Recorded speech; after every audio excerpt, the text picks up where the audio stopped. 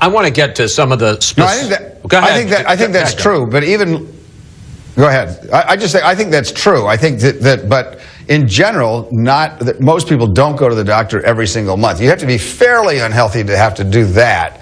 And so I do, Scott's not wrong about that, though. I think he's right that what he just said, that the data does show that less healthy people are signing up.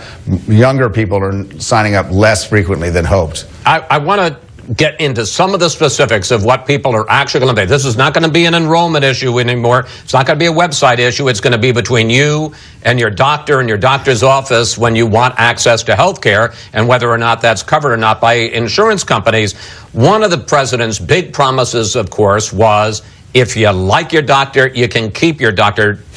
Dr. Gottlieb, you say not only is that untrue, but in some of these plans, you may have trouble seeing any doctor. Well, they're very narrow network plans, and they exclude a lot of specialists. People might have to travel far distances to see a specialist. We've looked at the networks, we've interrogated the plans, and sometimes you have to travel 50 miles to see a urologist, for example. I found plans that don't have a single dermatologist that does skin cancer surgery, for example. But there's also an issue with the drug formularies. These are what we call closed formularies, which means that the only thing that gets covered are the drugs that are on that list.